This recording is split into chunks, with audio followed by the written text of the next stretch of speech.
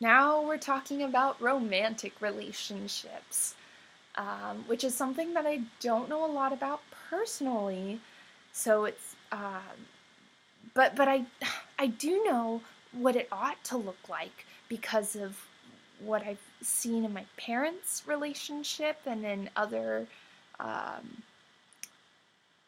couples that have played a big part in my life, and I see what a godly marriage should look like, and in the Bible too. Here I want to talk about the importance of self-disclosure and the process of perception checking. So romantic relationships are unique because they involve a binding covenant to one another.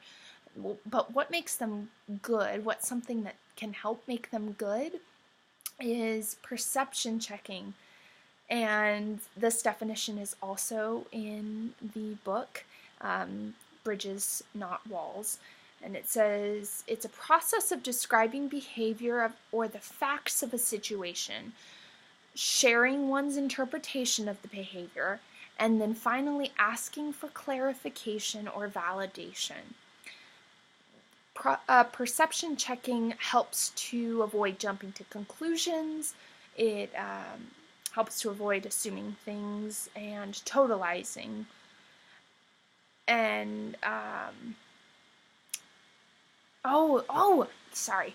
This was a quote that was in Schultz's book again. So that chapter about discipleship.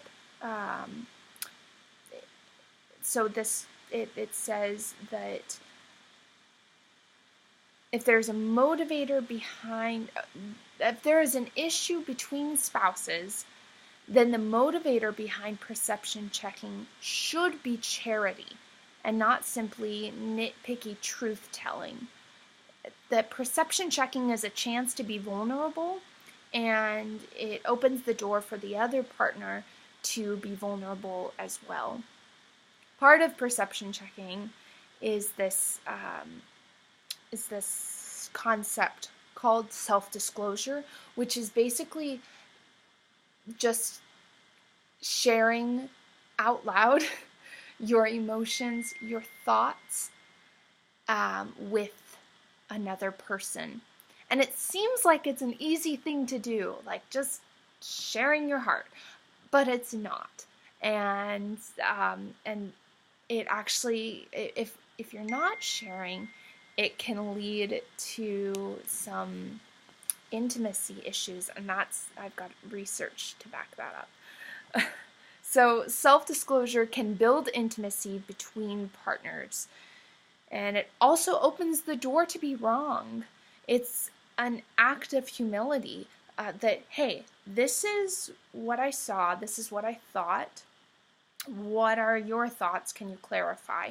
Or in the act of self-disclosing, hey, I was feeling this way, or I have been thinking about this, or I just being open and allowing another person to speak into that. So whether you are right or wrong, that is being vulnerable.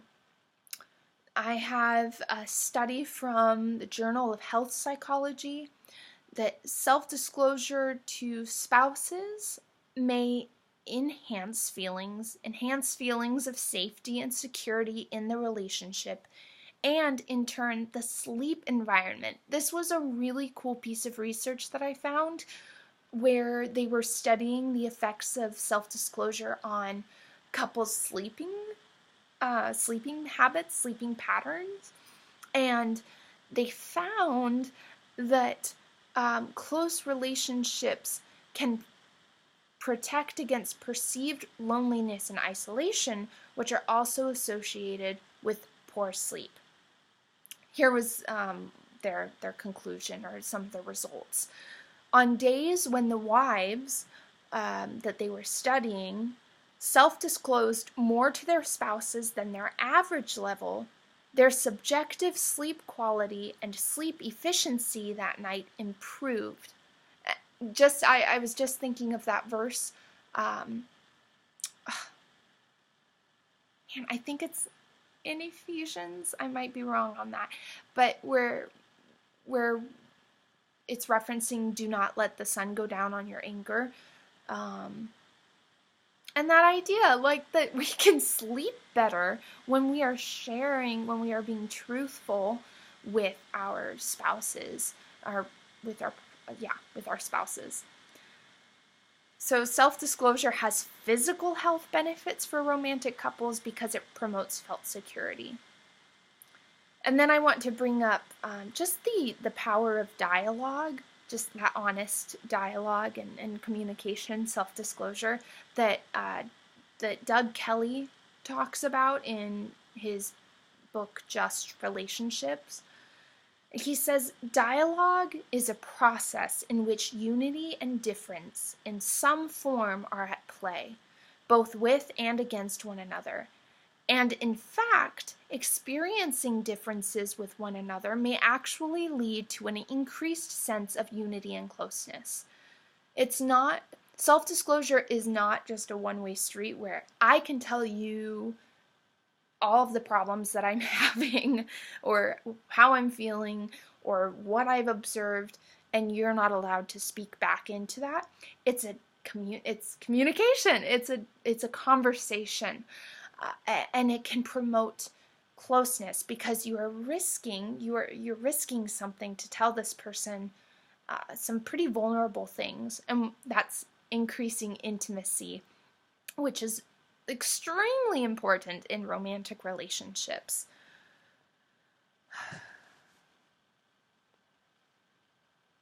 I've got another quote here from Kelly's book, that typically self-disclosure and responsiveness are conceptualized as characteristics within a relationship that shape intimacy and closeness.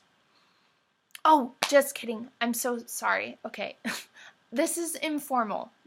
This is very informal. This is from research on, hold on.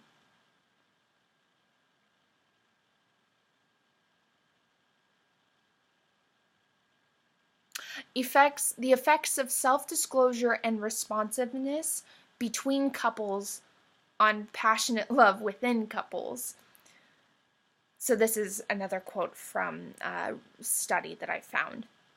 So once again, typically self-disclosure and responsiveness are conceptualized as characteristics within a relationship that shape intimacy and closeness. However, our findings suggest that self-disclosing in the presence of one's romantic partner and having other couples react responsively to that self-disclosure can affect passionate love. So this was an interesting study because it was looking at the impact of self-disclosure in the presence of another romantic couple, like a friend, a married friends, and the added effect of that accountability actually strengthened intimacy for a couple. And I know that's mixing the friendship and the romantic relationships a little bit, but I thought that this was really cool because it reaffirms the value of self-disclosure in relationships. But I'm specifically focusing on romance. And self-disclosure in these cases means revealing information, thoughts, and feelings about themselves to one another. So just reiterating that.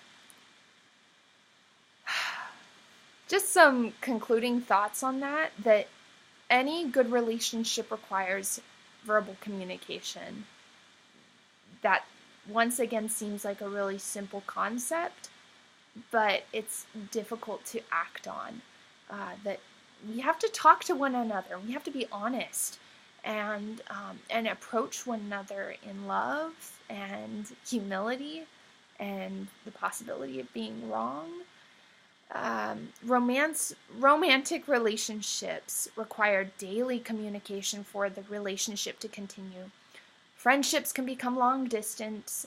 Some jobs don't have the resources for daily talks between a supervisor or boss and the inferior. And families can live apart in an amicable way. But romantic relationships you have to have dialogue. You have to talk with one another, and it grows if the partners communicate with one another. After all, they are two people becoming one.